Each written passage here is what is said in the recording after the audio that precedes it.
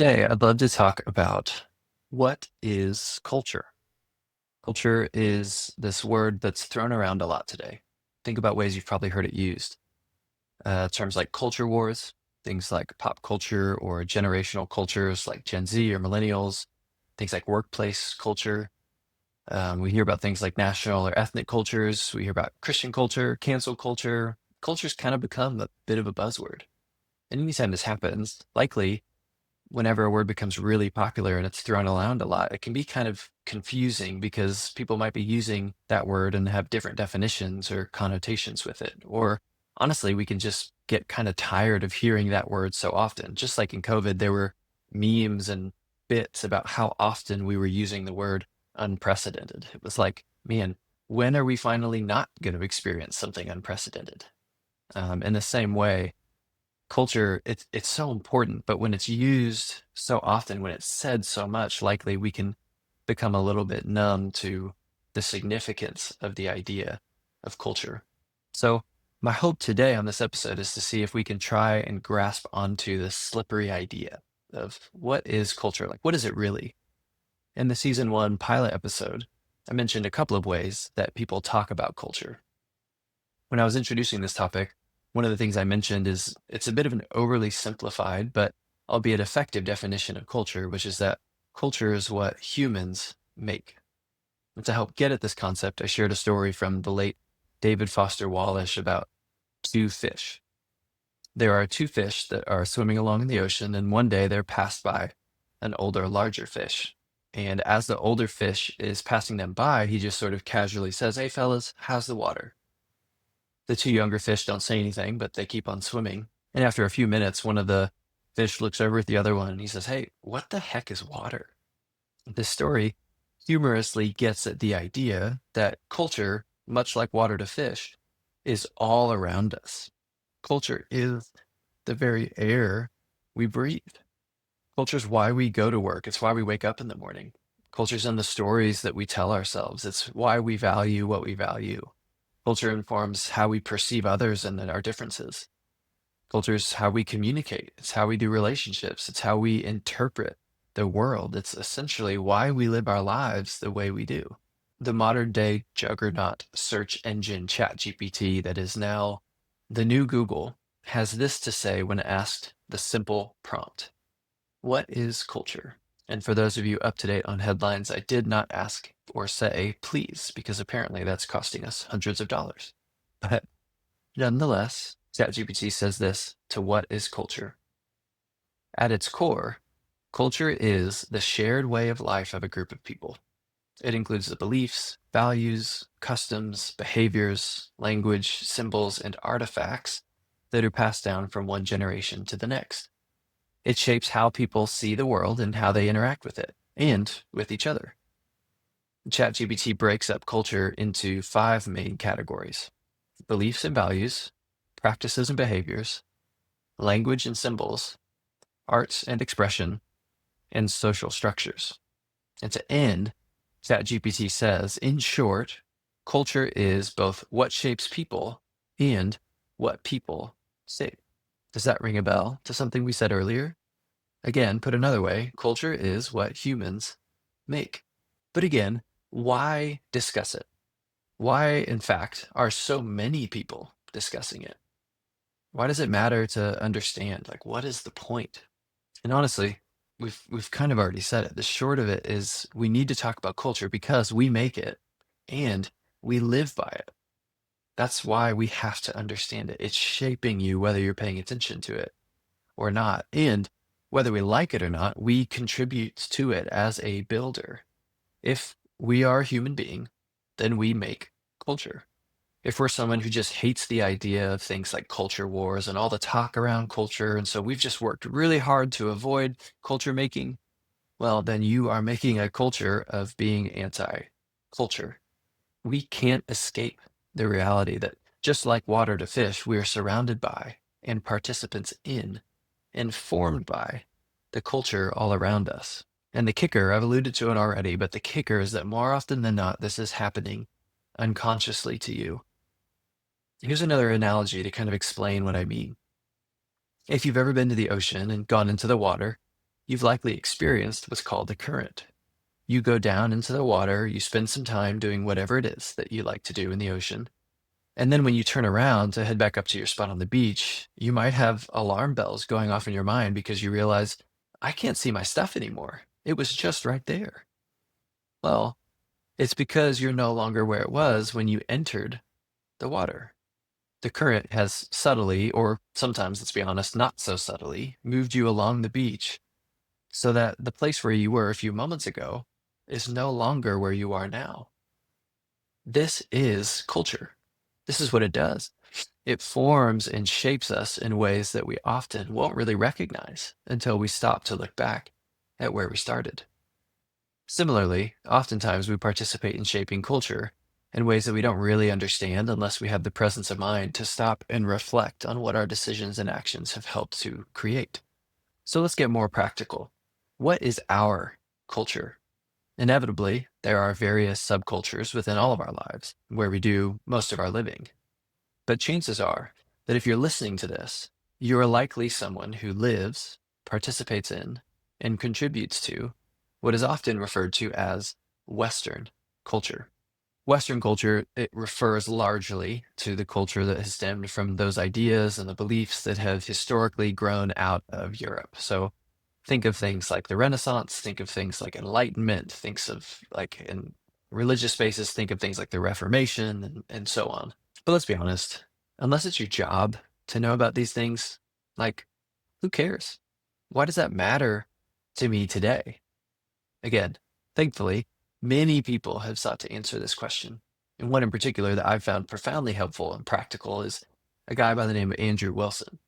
He wrote a book called Remaking the World, where he makes things practical and in your face as someone who is quote unquote Western.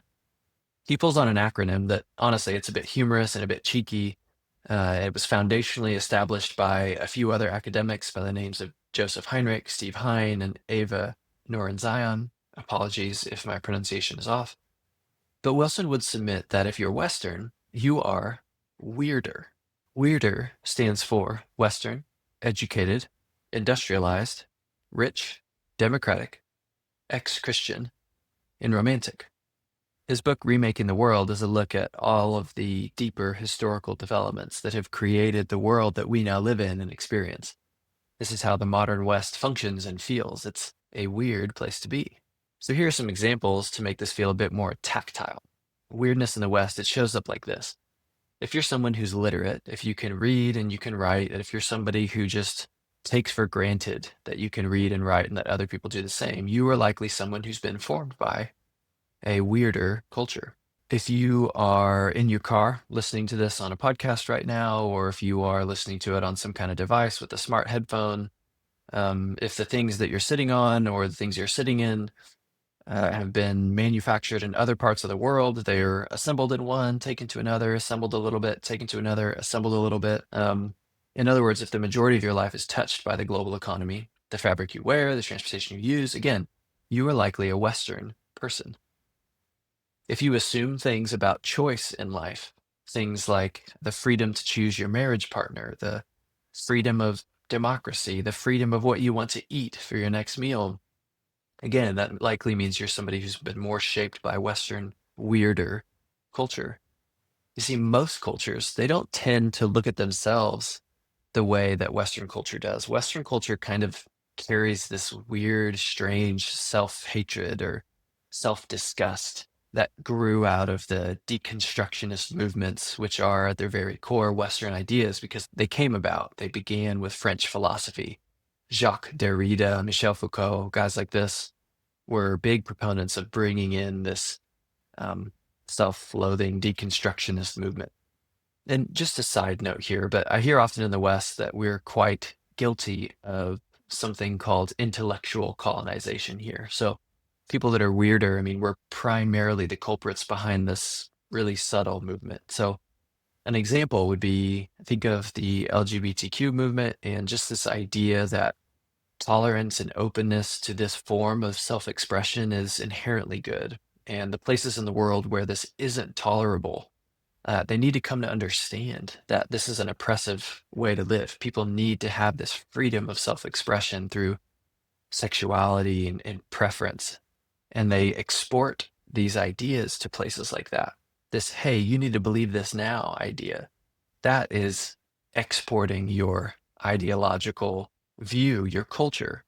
And that's what it means to practice intellectual colonization. And the irony about this is that most people who, and again, I want to be clear, most, not all, I'm sure there's variances, but most people who espouse the LGBTQ movement are also people who would say that colonization is bad.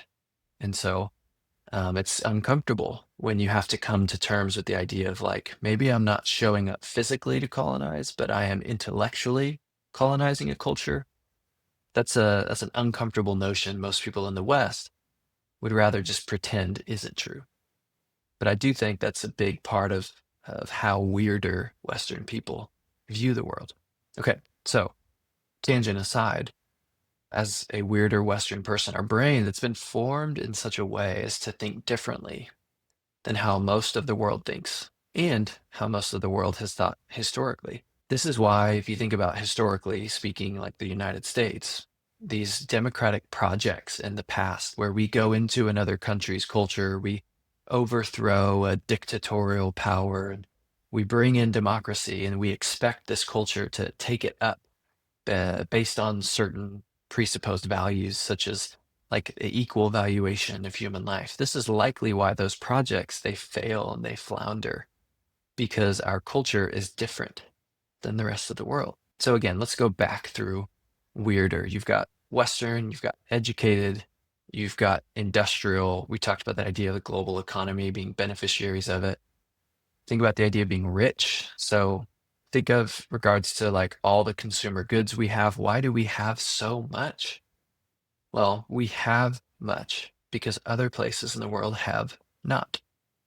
I think to be today considered in the top 10% globally, fiscally in the world, you need to have a net worth of around $138,000, $140,000. Obviously, that includes your home and things like that, which is true for a number of folks in Western places. Democratic, so we did Western educated, industrial rich, democratic, the process which we believe in as inherently good and which we seek to spread elsewhere. Ex-Christian, this gets at the idea not that we've left Christianity behind, but rather we simply want, as Mark Sayers says, we want the kingdom without the king. We want the nice things of Christianity without the God. Think of like, again, equal human dignity is chief among those values. That's actually inherently a Christian idea, a Christian value that was introduced to the world through Christianity. Many people don't realize that. After Western educated, industrial, rich, democratic, ex-Christian, we have romantic. This notion of our feelings, our sexuality, these are the deepest, most true things about us. And then you think about the stories that make all the money. I mean, romanticism is everywhere. So this is what it means to be weirder. Another person by the name of Glen Scrivener, someone I don't know particularly much about, but he did an interview with Andrew Wilson recently, and he's an author and a director of Speak Life, and he writes in his recent book, The Air We Breathe, about certain values we have all come to believe in the West. He names these values as equality, compassion, consent, enlightenment, science, freedom, and progress. And again, as Westerners, we generally think of these things as universally or unquestionably good. To demonstrate this, Scrivener encouraged a thought experiment. So he says, think on the opposite or consider the opposite of each of these values. To equality, you have inequality. The opposite of compassion is cruelty. To consent, you have coercion. To enlightenment, you have the unenlightened. Against science, you simply have the anti-science. Against freedom, you have restriction. And against progress, you have regress. So inequality, cruelty, coercion, unenlightened, anti-science, restriction, and regression. You likely think that most of those things, if not all of them, are either inherently bad or at least less than ideal. We might think that's awful. Those things, they're awful. But why? We think this way precisely because of our culture, the stories we tell ourselves, what we believe. Because we are weirder, we think this way.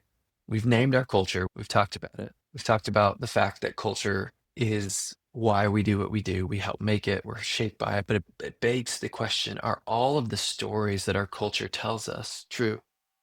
In a TED Talk a number of years ago, the author and political cultural commentator David Brooks, he speaks on certain lies our culture sells us through an exercise of self-reflection. After entering into one of the hardest points in his life, through reflection, he was able to pinpoint certain lies he'd come to believe that were not actually true, but things that the zeitgeist of Western culture wanted him to believe were true. So he names a few of these. So lies from our culture. The first one was that career success will bring you fulfillment. Brooks points out that career success, it helped him avoid shame of seeing himself as a failure. But he also said it didn't bring much positive to him on the other side of that. It just insulated him from seeing himself as a failure. The second lie was that I can make myself happy. This is the lie of self sufficiency. But he also pointed out the irony of this, because what most people actually say will make you happy are deep, meaningful relationships. And in order to have deep, meaningful relationships, again, this is where the irony comes. That comes only in giving up self sufficiency, that we find those things that bring greatest joy. So, career success is fulfilling. He names that as a lie. He also names the lie of self sufficiency, that I can make myself happy. And then he goes on to name the lie of meritocracy, which, if you're like me, you need to look up what meritocracy means. And that's just the idea that power is held by those selected on the basis of ability. So the message of meritocracy is you are what you accomplish. The myth of meritocracy is that you can earn dignity by attaching yourself to prestigious brands and people. The emotion of meritocracy is conditional love, that you can earn it. And I guess in that sense, you can lose it. The anthropology of meritocracy is that you're not a soul to be purified, but you are a set of skills to be maximized. And the evil of meritocracy is that people who have achieved a little more than others are actually worth a little more than others. This shows up in things like life insurance policies. Brooks goes on to point out that we are in a social and relational crisis, and that in order to get out of that, he refers to this phrase the Greeks used to say, that we need to suffer our way to wisdom. But I would say we have been suffering. You look at the numbers of anxiety, depression, loneliness, the increases in suicidality. I mean, we are suffering. We're seeing clear lessons, but I don't know if we believe the lessons that we're being taught. And when we don't believe these lessons, we're just seeing them as another input among many that we have to digest in our day-to-day lives. And here's what I mean by that. In The Numbing of the American Mind, it's an article by, oh man, I wish I was better at pronunciation. It's an article by Thomas Zengotita in Harper's Magazine, that he makes the case that we've become anesthetized to much of what we come into contact with our daily lives. And I have to admit, the case that he makes, it's really compelling. And this is not a recent article. This was written a while ago. So think of news feeds like on Facebook or Instagram or X, formerly known as Twitter. We scroll past so many different types of inputs every few seconds, many of which are startling in their intensity and how they make us feel. So think back to when the Ukraine-Russia conflict kicked off. Like, if I want to try and describe maybe what would have been a common experience when this happened. So you open up Instagram, you open up Facebook, whatever feed you're getting into, and then boom, you're hit with a picture of someone fleeing their home. There's distress on their face. They only have the clothes on their back. Their kids are in tow. We might think things in our mind in that brief moment, like, gosh, this is hard. This stinks. What must they be feeling? And then we use our thumb and we scroll. And then we get hit with an ad for a new cardigan from Old Navy. And we think, that actually looks nice. Is it on sale? Scroll. Here's a short comedy bit that might make you chuckle, laugh, scroll. A post of your friends on vacation again. Man, what must that be like to be able to take that many vacations? Scroll. Meme of your country's leader saying or doing something incompatible with common sense. Scroll. A picture of dead citizens in Ukraine after a drone attack. Scroll. Your favorite sports team just posted a picture reel of your team in training and you think, gosh, I love those guys. I wonder if we're going to win the title this year. Scroll. An ad for a local megachurch inviting you to their church service. Scroll. Someone showing another project they're doing on their home that you just wish you could do yourself, but you never know if you're going to be able to because everything is getting so expensive. Scroll. Another ad for new shoes from Nike, and on and on and on. How did that make you feel?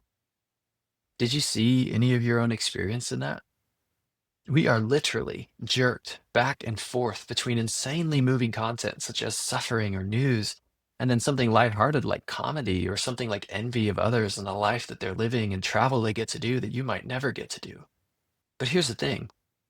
What's numbing about all of this when he's writing this in the article, it's not just the sheer volume of content. We're not apathetic people. The numbing of the American mind, it's come from the combination of the volume of content and the reality that it is all designed to move us in some way, shape, or form. There are very intelligent people paid a lot of money to know how the mind works and to design content that will make you feel something. Again, we're literally thrown back and forth with our minds and our bodies between things like sadness and inspiration and envy and jealousy and anger and joy and horror and glee and laughter and on and on and on, scroll after scroll after scroll. Zengotita goes on to say, someday it will be obvious that all the content on our information platforms converges on this theme.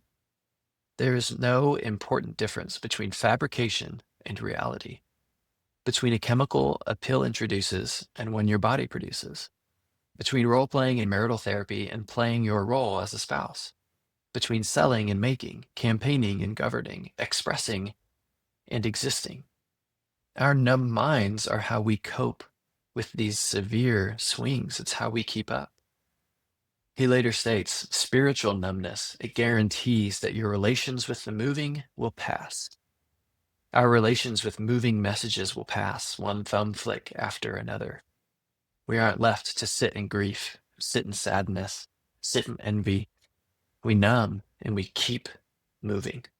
Now, to tie this back to culture and that Greek saying that we must suffer our way to wisdom, we know that there are certain things in culture that are harmful for us. We know that there are certain things that aren't true. We know that we need to make certain life changes. But I would ask the question, are we just too numb to do anything about it? We have to understand our weirder culture. We have to understand what is affecting us. To take this a step further, if you would consider yourself a Christian or a follower of Jesus, this is that much more imperative, for we're admonished to no longer conform to the patterns of this world, but to be transformed by the renewing of our minds. To know the patterns of the world, our culture, we must first know the culture. As the saying goes, the first step in solving a problem is knowing that there is one. We must know the stories that culture's telling us, and we must examine them. We need to name what we believe, and we need to seek to understand why. We need to assess culture's truth and how it shapes us. And in this, if we claim to follow Jesus, we must then hold these stories up to Jesus and see where he takes us. As Christians, we have a North Star, and that graciously, mercifully leads us towards a true story upon which we can bank reality. How horribly untethering it must feel to have to rely on yourself to determine the greatest depth of reality. No wonder that in this age of individualism, where one is charged with defining and then maintaining their truth or their reality, that there is this raging epidemic of loneliness and anxiety and depression and suicidality. Remember the beginning. Just as with the ocean, our culture, it often shapes us unconsciously. We don't feel the current moving us along the shore. It's only when we plant our feet and look up to where we started that we can see how we've changed. And this is my hope. This is my endeavor here at Slow to Speak. It's to take the time to name the current, to hold it up, to examine it, to process what is shaping and forming us. I don't want to just drift along numb to the currents that shape me and that shape my loved ones. And my hope, as I've said before, is to not do this alone. So my question is, will you join me in this journey further up and further into this endeavor of naming the current, knowing our culture, knowing what's shaping us, and then holding these things up to know what's true, what's not, how it's affecting us. I really hope you'll join me. See you next time, friends.